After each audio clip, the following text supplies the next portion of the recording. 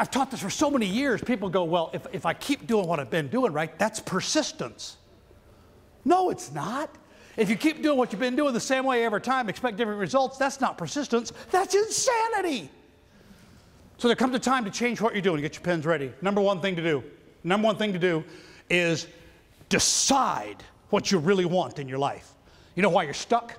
Because a lot of us never do number one. We never get emotional about it and decide, this is what I'm going to stand for. This is what I'm going to do. This is where I plant my feet. This is where I stand. I've made a decision. As for me and my house, this is what we're going to do. Number two, focus. Decide what you will and not accept. The keys to getting unstuck or making the decision of what you will and you won't do is deciding what you really want. It's taking action on a plan to execute that. Decide on a plan of action.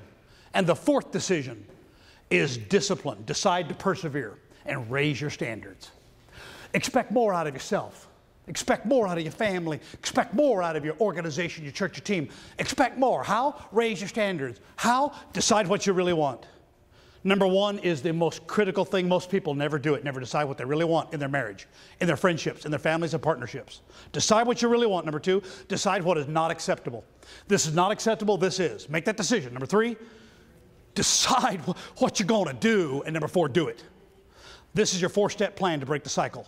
This breaks the cycle of what I call the attitude cycle in the duck pond covered in poop. So I think that it's only fair when you teach principles that people know where they come from. So I was reading this book on my coffee table, and here's where I found these. And those of you who are writing, it's the same thing over again. I just happened to have found them in this book on my coffee table. I can find these in the writings of Confucius. I can find these in the Quran. I happen to have found them here. So it's amazing as you look at the four decisions in your life. Decide, get emotional, focus, take action, and have the discipline to keep doing it. That's how you stay in your business and get out of others and God's. That's how you create more margin so your life doesn't end in a train wreck. Thanks, Ron. I needed to hear that. Wow. This is so simple, but it's really hard. Because we get sidetracked, don't we? You know why we get sidetracked?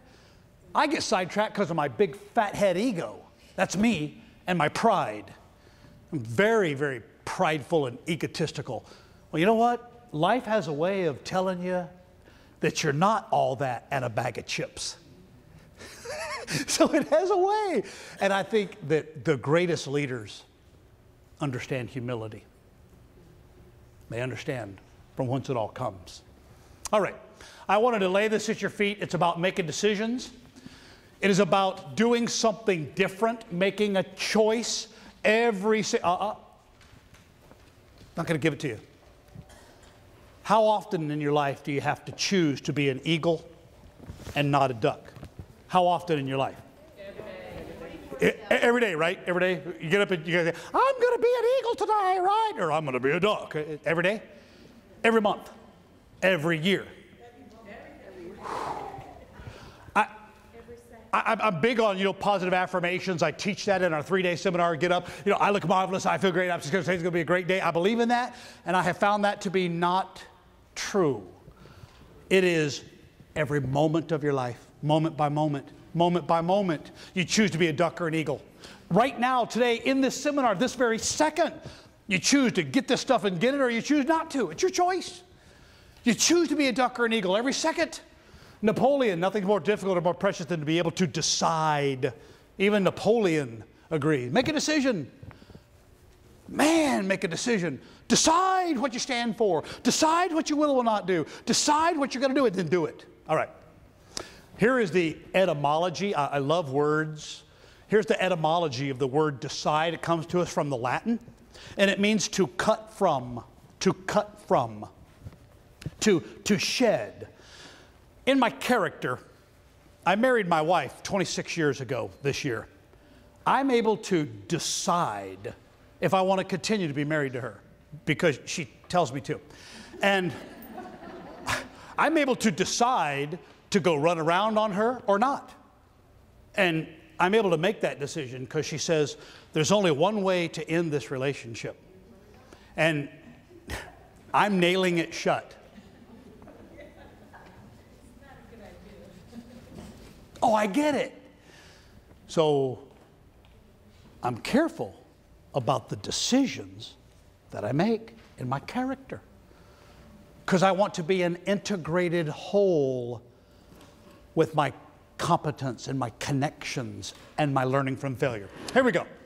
This brings us to the leadership oath. I do this with all leaders, and by the way, every person leads someone. All eyes up here, please. Ladies and gentlemen, are you going to have a bad day after today? Yeah, you are.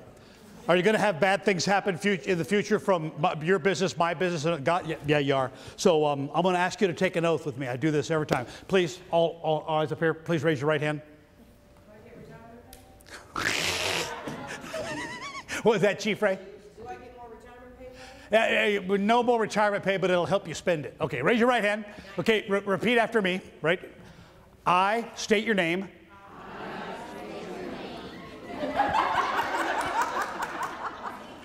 Do solemnly swear or affirm from this day forward, I, as the leader, do forfeit the right to have a bad day. Congratulations, you've taken the oath of leadership. Are you going to have a bad day? Yeah, you are. Things going to happen to conspire to give you a bad day? Yeah, they are. You know what the key to this is? Go have a bad day by yourself. Go lock yourself in your closet and have all the bad day you want. But don't let that affect your ethos, pathos, logos, and so forth. Fair enough? Okay. Now, let's take a look here at the two kinds of pain. This slide is the most powerful thing I have to give you. There are only two kinds of pain in life you get to choose. There are only two kinds of pain in life you get to choose. The pain of discipline or the pain of regret. There are no exceptions. There are only two kinds of pain in life you get to choose. Now, can a pain of a loss of a loved one, pain of a broken arm be placed upon you? Yes, it can. I'm not talking about that. There's only two kinds of pain you get to choose. Discipline or regret. There are no exceptions. Tell me which one most people that we know choose. Regret. Me too. Why? It's easier. When? Now. Remember the Midas commercial? You all have Midas? Pay me now or pay me later. But you're going to pay. Choose discipline now or you will regret it. If you do not consciously choose to chase after discipline, don't worry. Regret will chase after you. Let me prove it. Do you need anything else? If you do not consciously choose discipline, Papa Joe, hero of Penn State football, then regret will follow after you 10 years later. Won't it, Graham Spanner, the president at Penn State? Won't it, Brett Favre, sending inappropriate text messages?